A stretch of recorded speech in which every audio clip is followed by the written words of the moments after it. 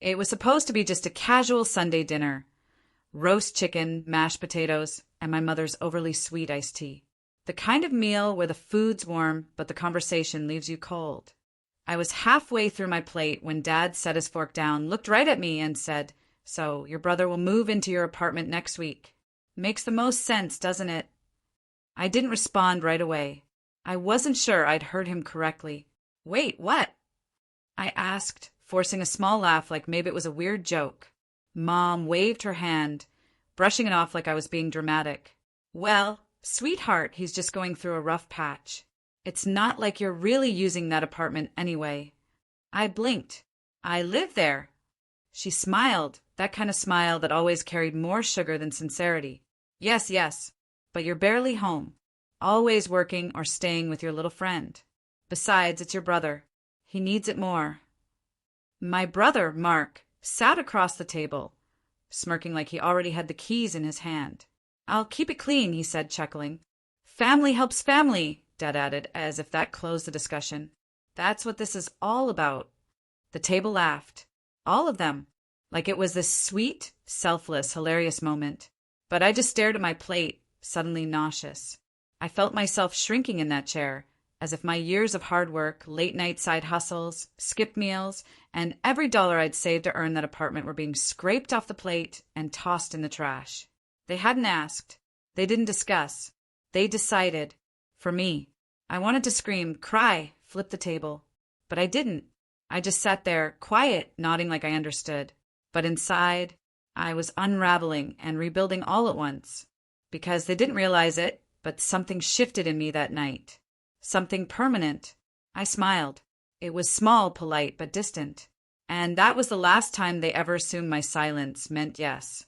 They thought the apartment was just a space for walls and a roof I could spare. But they didn't see what it really was. They never saw the nights I walked home in the dark after a double shift at the cafe, my feet aching and fingers raw from handling hot dishes.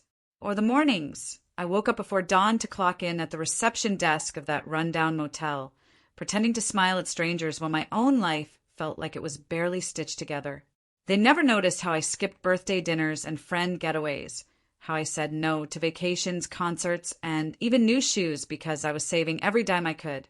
I remember sitting at my tiny desk, surrounded by unpaid bills, a cracked laptop screen, and a candle because the power had gone out. I made spreadsheets for fun, just to feel like I had some control. I clipped coupons, downloaded every cashback app, and lived on instant noodles and black coffee. Not because I didn't want more, but because I knew exactly what I was building toward. That apartment wasn't a gift. It was a war I won, inch by inch. When I signed that lease, when I held the keys in my hands for the first time, I didn't cry out of joy. I cried because I had made it. Because for the first time in my life, I didn't know anyone. I had something that was truly mine. It was more than a place to sleep. It was proof that I could stand on my own, even if no one ever clapped for me. But no one in my family ever asked how I got that apartment. They just saw the outcome. Not the sacrifice. Not the exhaustion. Not the breakdowns at 2 a.m. when I didn't think I'd make rent, or the skip meals, or the way I taught myself to fix the broken heater because I couldn't afford a repair guy. So when they said, "Mark will move in," like it was just a favor, like I could afford to share the one thing I'd fought for with bloody fingers and sleepless nights, it didn't just hurt. It burned. Because in that moment, it was clear my sweat, my struggle, my silence, none of it ever counted. Not to them. To them, I was just the one who always made it work. Well, I had. And now I was done making it work for them. I didn't slam my fork down. I didn't throw a fit or cry or scream, "How dare you?" like I probably would have a year ago. I just kept chewing, nodding slightly like I understood. Like I agreed. That was the first moment I realized something had shifted inside me. They took my silence as submission again. That same old role I'd always played. The agreeable daughter, the helper, the fixer, the one who didn't make waves. But what they didn't know was this time, I wasn't agreeing. I was calculating. I listened to them map out my apartment like it was already theirs. My brother casually asked if I had time to clear out his new room. Mom reminded me to leave the good coffee maker, since he really needed it, and he'd be stressed with the move. Dad was already looking into parking permits. Their voices droned on like background noise, but in my head a different rhythm had started playing, a steady, focused beat. I wasn't the daughter anymore, not in the way they had defined me. I was something else now, someone who was awake. They thought they could carve up my life and rearrange it around their wants, and I'd just adjust, like I always did. That night, though, something broke quietly. But it wasn't a fracture. It was a release. I realized they didn't see me. Not really. They saw what I could offer. And once I had nothing more to give, or worse, something they wanted, they didn't hesitate to take it. That night, after dinner, I sat on the edge of my bed and stared out the window, watching headlights blur across the street. I wasn't sad. I wasn't even angry anymore. I was clear. For the first time in a long time, I didn't feel like a passenger in my own life. I was driving now. I didn't pack in panic. I didn't text anyone in rage. I just made lists. Cleaned. Cleared files. Updated locks. Quiet moves. Smart moves. Moves they wouldn't notice until it was too late. My plan wasn't revenge. It was recovery. Because what they took from me, my space, my dignity, my right to decide, I was going to take back. Not by force, but by precision. Let them think I was just being Zoe, agreeable, passive, soft-spoken. Let them laugh, let them plan, let them assume. Because the next time they showed up, expecting to take over my life again, they'd find a different woman waiting. Or maybe they wouldn't find me at all. And maybe that would be the loudest message I'd ever send. They'd always underestimated me. That was their first mistake. To them, I was just Zoe, the quiet one, the soft one, the helper. The girl who'd nod along and say yes, even when she meant no. They never looked deeper. They never thought I might be strategic. But what they didn't know, couldn't even imagine, was that I'd planned for this long before the dinner where they announced my brother would be moving into my apartment. They didn't know that I had spoken to a real estate attorney almost a year ago. That when I signed the lease, I signed nothing in my personal name.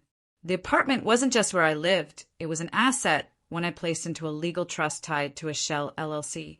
For liability, for privacy, and yes, for protection, especially from family like mine. My parents had no idea. And why would they? They'd never once asked how I got the place, never once offered to help. They didn't know I had quietly studied lease law while juggling a day job and late-night freelance gigs. That while they were busy praising my sister's third boyfriend for starting a marketing brand, I was in the library reading property contracts over takeout noodles. The buzzer downstairs? It never said Zoe. I requested it stay blank. For safety, I told the landlord. But truthfully, I didn't want my name on anything they could trace back easily. I knew how my family worked. How quickly they claimed things that weren't theirs when it was convenient. So when they showed up 1 week later, car packed, my brother stepping out like a prince arriving at his castle, they rang and rang. But no one answered. Not me. And definitely not a welcome committee. They called. My phone lit up. First Dad, then Mom, then a string of messages from my brother. We're downstairs. Buzz us in. Where are you? Zoe, stop being ridiculous. But I wasn't being ridiculous. I was being ready. And as they stood outside, pacing, growing restless, I calmly emailed my lawyer. I'd already drafted a statement, something professional, firm, and fully legal. It explained that the residence was under lease protection, not open for third-party occupancy, and any unauthorized attempts to enter would be treated as trespassing. It took exactly 11 minutes for them to get the email from his office. I imagined them huddled around their phones, reading that cold, perfect paragraph. I didn't respond to their calls. I didn't need to, because this wasn't just my home. It was my boundary, my proof, and my quiet power play. And while they laughed over dinner, thinking they could walk into my life and claim a throne that was never theirs, I had already locked the gates. Legally, permanently, and they never saw it coming. The car pulled up right at 9 a.m., just as I knew it would. They were always precise when it suited them, especially when it meant getting something for free. My parents stepped out first, chatting casually like they were going on a picnic. My brother slid out of the back seat, sunglasses on, phone in hand, and not a single bag of his own in sight. The trunk popped open, revealing 3 overstuffed suitcases, a flat-screen TV, and what looked like his old gaming chair crammed diagonally across the back seat. They'd brought it all, as if the move was already a done deal. I watched from the apartment across the street, the one I'd temporarily rented just for today. I sipped my coffee, calm and still, while they approached the building that, unbeknownst to them, no longer had anything to do with me. 3 days earlier, I'd terminated my lease through my LLC and sold the contract rights to a quiet, no-nonsense woman named Ms. Patel. She paid 6 months up front. All legal, all clean. The building manager, Mr. Caldwell, processed the paperwork personally. He even thanked me for being one of the rare tenants who left things better than they found them. So when my parents and brother reached the front door and found it locked, they looked confused for about 10 seconds. That's when Ms. Patel opened the door, her expression unreadable. My mother stepped forward with a big smile. "Oh, hi. We're just here to move in. This is our daughter's place." Ms. Patel blinked. "No, this is my apartment, and I don't know who you are." My brother scoffed. "Can you just move? We're on a schedule." Before she could respond, Mr. Caldwell appeared from the lobby, clipboard in hand, eyebrows raised at the scene forming on the steps. "Is there a problem?" he asked evenly. "Yes, my father jumped in. My son is moving into this unit. Our daughter, Zoe, she lives here. She said it was fine." Mr. Caldwell flipped through his papers. "Zoe? She no longer lives here. Lease was legally transferred last week. This is Ms. Patel's unit now." The silence that followed was beautiful. I imagined it like a long-held breath no one wanted to admit they were holding. My mother's smile twitched. There must be some mistake. She didn't say anything. "No mistake," Caldwell said. "It's all been handled." Ms. Patel stepped back inside, shutting the door firmly. Caldwell gave a polite nod and followed. And just like that, they were left on the steps, surrounded by suitcases full of entitlement and nowhere to put them. They called me, of course, over and over. I didn't answer, because this wasn't my moving day. It was theirs, the day they had to move their expectations, their assumptions, and their illusions of control. I watched them from across the street, still sipping, still silent, while their perfect plan unraveled in front of a door that no longer opened for them. By noon, my phone looked like it had caught fire. The first call came from my brother. I let it ring, then another, and another, for missed calls in the span of 5 minutes. Then my mother, then my father. The notifications piled up, text messages, voicemails, a few from my brother's girlfriend, and even one cryptic message from my aunt asking if everything was okay. Everything was perfect. I scrolled through the messages slowly, like flipping pages in a novel I already knew the ending to. My brother's texts came in all caps. "Are you kidding me right now? You said I could move in. This is a joke, right? Answer your phone, Zoe." I hadn't said anything of the sort. I had listened, nodded, never agreed. But entitlement doesn't hear silence. It interprets it as permission. Then came the guilt parade, straight from my mother's phone. "Zoe, sweetheart, this isn't like you. Your brother needs this apartment. Just talk to us. We're family. Family sacrifices." That last one made me pause. Family sacrifices. Funny how that always seemed to mean me giving something up. My space, my peace, my money, my time. Never them. Then my dad's voicemail landed, long, loud, and furious. His voice crackled with that particular tone he saved for when he didn't get his way.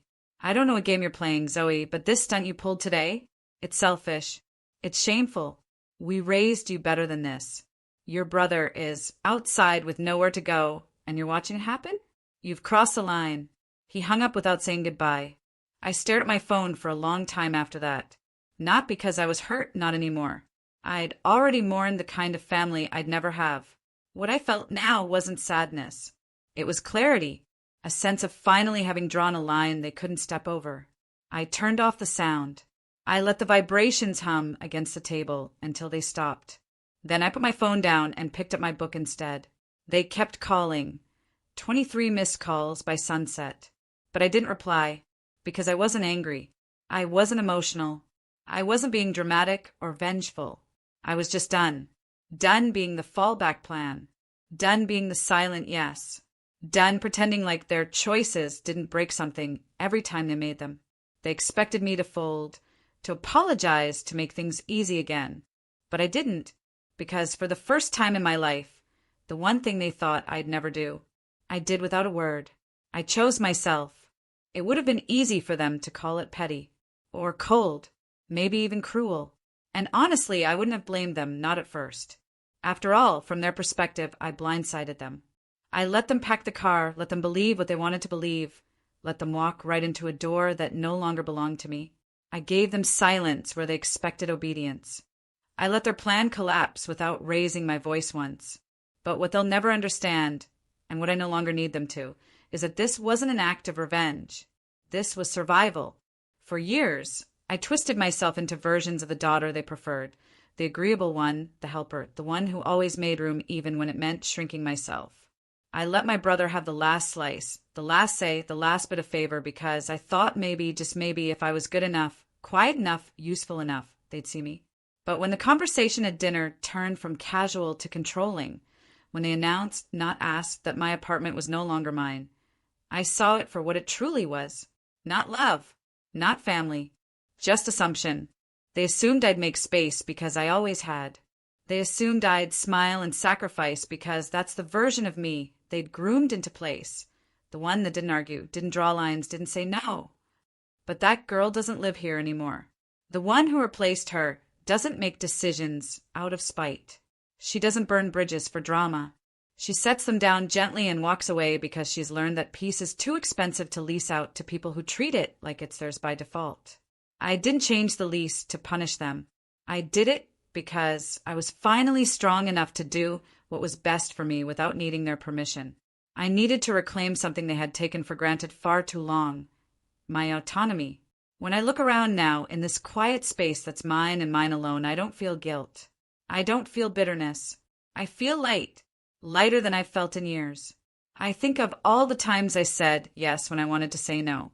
All the nights I sacrificed sleep and comfort to accommodate their messes. The money lent, the patience extended, the boundaries trampled. And I realized if I had let them move in, it wouldn't have just been my apartment they took. It would have been me. Again. So I did the only thing I could to stop the cycle. I didn't lash out. I didn't scream. I didn't try to convince them. I chose me. And that's not spite. That's healing. That's growing up enough to know the difference between being kind and being used. Between peacekeeping and self-destruction. Between family and emotional survival. And for the first time, I didn't just survive them. I outgrew them. A year later, and I've never felt more me. It's strange, how much you can change in such a short time. A year ago, I was the quiet one, the one who never raised her voice or her expectations. The one who kept her dreams tucked away behind borrowed spaces, behind family plans, behind the idea that maybe, just maybe, if I was good enough, everything would fall into place. Now, I'm the one people ask for advice. I'm the one who has learned that the biggest investment you can make isn't in your property, but in yourself. The apartment I once thought of as a place to hide, a place that became a symbol of how small I felt in my family's eyes, has turned into a source of freedom. It's no longer just my home. It's an income stream, a rental property that pays for itself and more. It's not just a space I rent out. It's proof that I'm capable of much more than I ever allowed myself to believe. Funny how people only see your worth when you stop asking them to define it. I can't tell you how many times I've had to turn away calls from my family, each one laced with frustration and confusion. At first, they were worried, wondering why I didn't answer, why I wasn't coming to dinner, why I hadn't returned their repeated offers to talk things through. But now it's different. They still don't get it. They still don't see what I've built. They think I'm still that same quiet girl who'd bend and break for them, the one who'd let things go, who would always forgive without asking for anything in return. But I'm not her anymore, and I don't need them to understand that. For the first time in my life, I have peace. True peace. The kind that doesn't come from compliance or from keeping the peace at all costs. It comes from standing my ground, from setting boundaries, from claiming what's mine. And that's what my apartment represents. It's not about real estate, not really. It's about taking ownership of my space, my decisions, my life. It's about setting rules that work for me, not the ones that were handed to me by anyone else. Do they still call me selfish? Yes. Do they still ask why I haven't forgiven them, why I'm so distant? Absolutely. But it doesn't bother me anymore, because I know now that the real distance isn't between us physically. It's emotional, and that distance is necessary. It's the space I needed to grow into someone who values herself enough to stop making excuses for others. I'm thriving now, more financially secure than I've ever been, more emotionally balanced, and more confident in my own skin than I ever thought possible. The apartment? It's just a piece of the puzzle, a reflection of the bigger picture. For the first time, I'm no longer defined by their expectations. And I don't need them to understand that, because for the first time, I finally understand myself.